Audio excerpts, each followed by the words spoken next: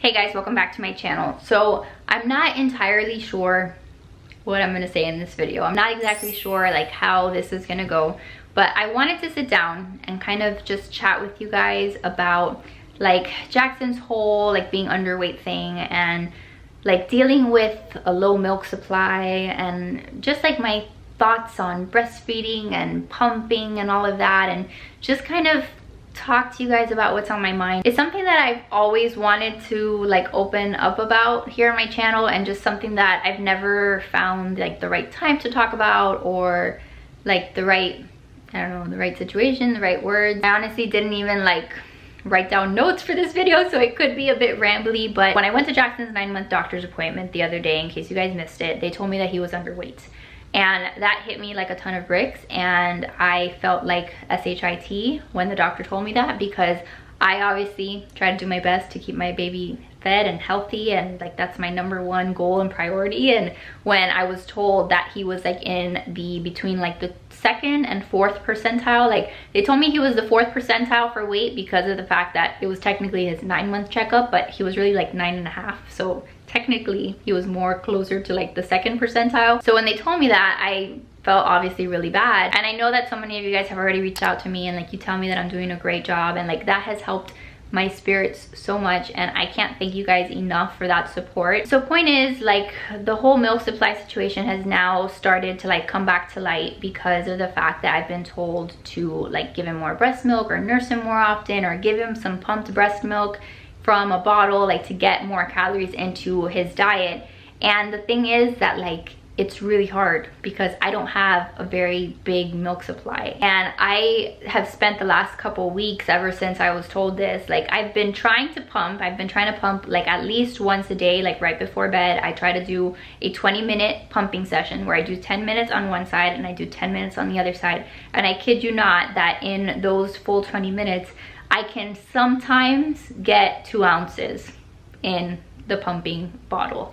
And when I look at those 2 ounces, like I get really emotional because I feel like that's it, like that's all you can make for your baby. And mentally it's really hard, and I know that it shouldn't be, like I know that this isn't the way that you should think, but it's hard because I feel like ever since I became a mom, like even back when I had Riley, when I thought about pumping and breastfeeding and all of that, like I used to see images of women pumping from their breasts and like getting like the entire bottle full of milk. And to those women who are blessed with like a big milk supply, like I'm not shading them, I think that's awesome. They get to provide for their baby, and their bodies just produce a lot of milk. That's not something that like for the most part they did anything differently to get that huge milk supply. But I have never been one of those people. Like I'll pump and I get barely anything. And to this day, if I'm being honest, when I pump and I only get like 1 ounce or maybe 2 ounces, there's a part of me that feels like really inadequate, and like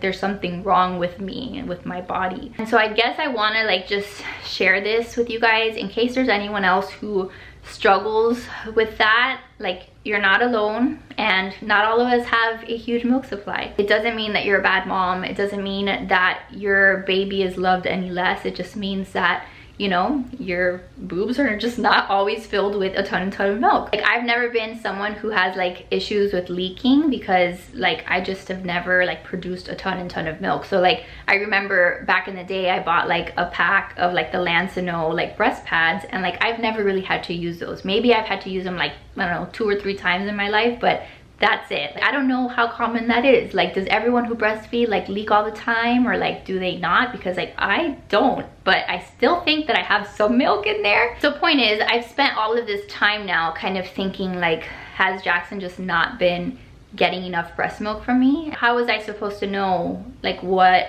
you know, how much he was getting? Because then you'll read sometimes like that if you pump, like you'll get an idea of what milk, you know, is in your boobs, but like your babies are a lot more efficient at, you know, taking the milk out of you. So sometimes it's not like a good representation of like what your supply actually looks like. No, it's just hard. Breastfeeding is hard. Not knowing how much milk your baby's getting is hard. And like I felt the worst when I went back and I looked at Jackson's 6-month stats, because for some reason like I don't write those things down. Like I don't have a book where I keep all of his you know, stats from appointment to appointment, and maybe I should. Maybe that is my advice to you guys, to keep a book, to keep a notes tab, and to keep track of the progress from month to month. But I just have never been one of those people to do that. Like, I make my baby updates for you guys and I share the stats, but I've never thought to like write them down and like visibly track them. So when I went back and I watched Jackson's 6-month appointment video, 6-month update, I saw that he was weighing 5 pounds, like 3 ounces or something like that. Not 5 pounds, I keep saying 5 pounds. 15 pounds, 3 ounces. Then when I took him in for his 9-month appointment, he was weighing 15 pounds and 14 ounces. And so in 3 months, he didn't even gain a pound. And so that's when it really hit me, like what has he been doing like for 3 months? Like, what if I haven't been giving him, you know, enough milk? Like, obviously there's like, he's not getting what he needs if he went an entire 3 months and he hadn't even gained a pound. So that's when I really, like, you know, it just made me feel really bad that I wasn't on top of it. And then it did make me question my supply. It made me question how much I was producing. And so point is, like, for the past 2 months, I've been a lot more focused on my supply, and I've bought all of the supplements. Like, I'm taking the fenugreek supplements right now. I take them 3 times a day. So with breakfast, lunch, and dinner, I take the fenugreek pills. I'm also back to taking a prenatal. Like, I was taking like a regular multivitamin, and now I'm like, no, like, let me take a prenatal. I'm trying to drink more water. I bought the milk maker cookies. I bought the booby bars. Like, I have been consumed by this like need to try to work on my milk supply and make sure that Jackson is back on track. I do think that he's gonna get back on track because I weighed him today. I legit bought a baby scale, okay? Because that was the level of anxiety that I was dealing with. So I bought a baby scale, I weighed him today, and he's at 16 pounds, 14 ounces. So in just a matter of a couple weeks, he's been able to gain a pound because we've been working on this, giving him more purees. We've been adding formula into his cereal in the morning. So I know that he's gonna get there, but the whole point of my spiel today and just my chatting with you guys is to talk about like low milk supply and, like, you know, the thoughts that you go through when that's happening to you. You know, I still have really bad memories of pumping. Like, me and pumping just never got along from the beginning, because in case you didn't know this, when Riley was born 3 years ago, almost 3 years ago, Riley ended up in the NICU. So she was a NICU baby, and I had no thought in my mind that the NICU was even a possibility, because Riley was born at 41 weeks. She was not a preemie whatsoever. And so she was my first child. I was expecting that, you know, everything was fine with her and everything had been fine the entire pregnancy. So I was expecting that I was gonna deliver her and she was gonna be on my chest and I was gonna get to room in with her and have this beautiful birthing experience. And with Riley, sadly, like, that didn't happen. Like, the day that Riley was born was probably, as sad as it sounds, like one of the saddest days of my life, because I was in shambles. Because as soon as she was delivered, like, I think they did let me, you know, do skin to skin with her for like a second, but then they moved her to the observation room and then they ended up moving her to the NICU. And she was only in the NICU for 3 days. It was still like one of the most traumatizing experiences of my life, because I had set out on, you know, wanting to nurse her, and then when she was in the NICU, the nurses would like give her formula from a bottle, and by the time that I would get there, they'd be like, oh, you know, she already ate. And so from the beginning, my breastfeeding experience was like kind of like always trying to play catch up. So I would have to go back to my room and try to pump just to stimulate my breasts, just so that I could produce something.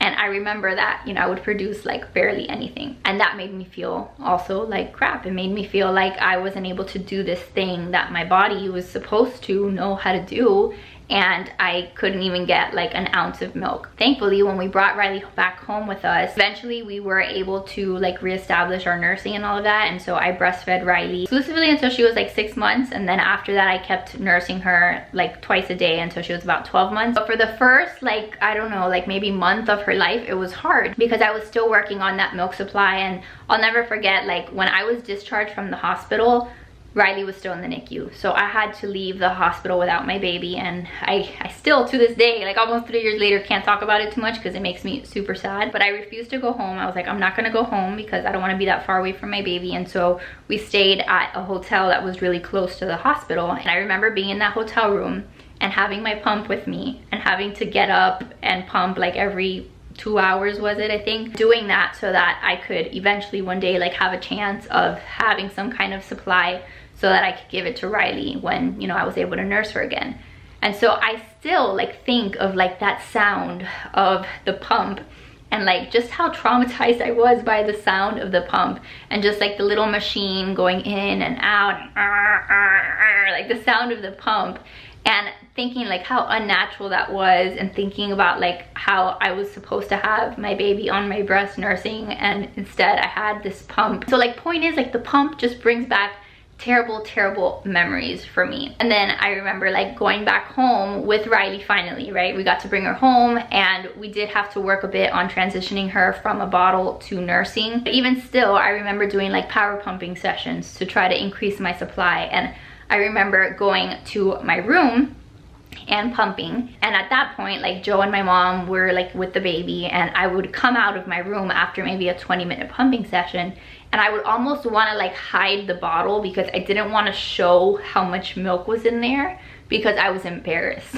because there was a part of me that again still felt very inadequate because I wasn't filling up that container with 4, 6, 8 ounces of milk in a pumping session. And in my mind, I thought that's what you're supposed to do. When you have milk, you're gonna be able to fill up that bottle, and that just wasn't the case for me. Like if I could get maybe 2 ounces, like I said, that was a lot, and it made me really sad. So I feel like those same like insecurities and those same like thoughts have obviously like transferred over to Jackson. Like the thought of pumping, I just don't like it, and that's why I haven't been more consistent about pumping and checking my milk supply, because I feel like I've been trying to avoid it, because somewhere down the line I like internalized that you're a good mom if you can make like 4 or 8 ounces of milk with your boobs, versus you're not as good of a mom if you make less. And I don't know who told me that story or how I internalized it. I don't know if it was